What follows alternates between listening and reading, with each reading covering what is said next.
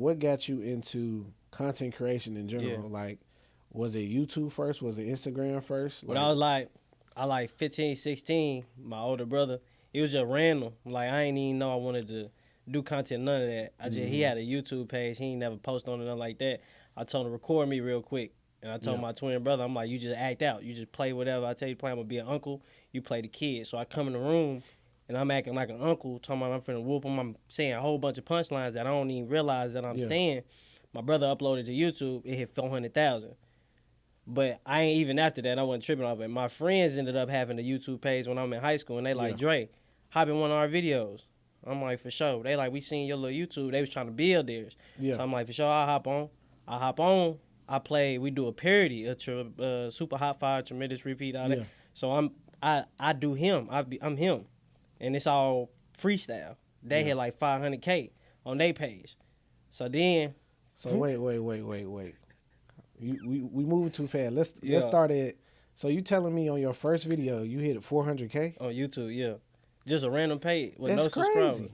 Yeah, Because it's like people. Well, I guess now the market kind of oversaturated with yeah, creators. facts. Because back then, like, just to think, like, imagine your first video Yeah, 400K in 2025. facts, You got to have a really hot take for that to really happen. facts. Yeah, So it's like that's a blessing. And honestly, I feel like that's God showing you what your yeah, path is. yeah. You I know was what I'm supposed saying? to see it right there, but I ain't see it right there. Even Yeah, after my homeboys put me in the video. So we hopped on. They had us on a little group. They had yeah, changed the name, changed the highlight comedy. I'm like, all right, we filmed with them. I filmed that video with them and hit 400K. It probably another year passed. I ain't filmed no more videos with them. They hit me up again. that's crazy. They like, Dre, hop in another video. Now this video called How Niggas Act at School. Yeah, This one go viral. I'm talking about million views instantly. And I'm like one of the main sources in there with a whole bunch of punchlines. I'm helping yeah, them, tell them to do this. So from there, we created a group. Even still though, I'm out the crib at 17, so I'm not really. I'm on my way trying to get into college, play basketball in college. I wasn't focused on it, but we was blowing up. We had like 70,000 subscribers. yeah, So it was then. That's how it kind of got started. But even at the end, I ain't never focused on comedy. Like I yeah, started living real life, and then out of all throughout the stages of my life, even while I'm in college, people coming up to me want to take pictures. They like, bro, you yeah, know you doing. Nah, I don't know what y'all talking about. I don't care about that yeah. video stuff. I ain't. That's crazy, bro. It be the ones that's called that you don't even know you That called for your that, yeah and facts. then life puts you back where you supposed to be. Yeah, That's it so was like crazy. it was like God just kept on having people come up to me. Then the Hmm. people around me like, bro, y'all need to get back on that YouTube. And at first, I was always behind the scene, like just Yeah, acting. So I'm like, I don't know how to film and do all that. Like, my homeboy know how to do that. I don't know how to do all hmm, that. I just know how to act. Whatever yeah, whatever I need to act out, whether that be yeah, Lil Wayne, whether that be doing different voices, I just know how to do that. So yeah, I had to transition and learn how to actually film, and then I put together my own brand yeah. after that. So I was like 26 when I started my own brand. That's crazy, bro.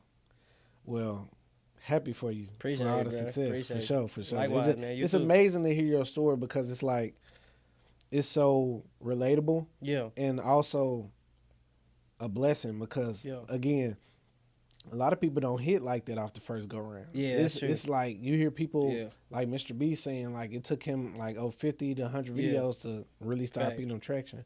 So that's a blessing in disguise. But I really want to touch back on what your point when you said you left the house at 17. Yeah. So what transpired for you to leave the house at 17? Because everybody, even me, like growing up in Memphis, I was ready to get out the house. When Yeah. I turned 18, I'm out Yeah. this thing. Not And fact. I went straight to college. Yeah. And, but what happened there where you just left out? It was a situation where like I thought I was grown. Like so I was As we being all do. rebellious. Like I Yep. got to an age where I'm like I always had the mentality of I don't want to feel like I'm not being able to do what I want to do. Yeah, Like I get one life and that's it. It's over with after that. for sure. So even when it came to my parents, I was rebellious. Like, what you mean we can't go here? We can't do this. This the last school dance. This the last. This I gotta quit basketball. I can't do this. I feel like you hold Yeah. me back. And at the time, yes, it was rebellious, but it ended up working out to my advantage because it Yeah. turned me more into like I gotta depend on me, and I Yeah. needed that. I'm glad I ain't got the crutch of I gotta depend on my parents because it turned and I only got me. So even when I do comedy and all that, transition or whatever I want to do, like I was able to, and I seen early, like I was able to get into college as an independent. play basketball in college and everything, like fast for financial aid, all that. Like, but it took work to do that, and I realized that early. Like, to get into college as an independent, I had to get letters from pastors and teachers and everybody at influence to show these colleges like, no, he is on his own trying to get into college and things like that. And then also that made me understand the importance of being a good person in your community and being good to people, because you never know when you're going to need them for something. For sure. So, like, that's what happened. I was really just being rebellious. Like, I look back at it now that I got a kid, I'm like, you was out of line. Because if my kid would have did that. Man, when I look back at how we was, me and my brothers was bad as hell. Bro. Yeah, fact. Yeah, fact. We were some pyros. We used to love setting something on fire. Like, man, what? Yeah. Then my dad tell it like, I can't blame him. You know what I'm saying? Because we was... It hit different once you had your own kid. You start to look back like, damn, I probably put them through a lot. Bro, like, everything that parents used to say back in the day, catch yourself saying it now. Different. I swear. Even the cliche, I know what's best for you.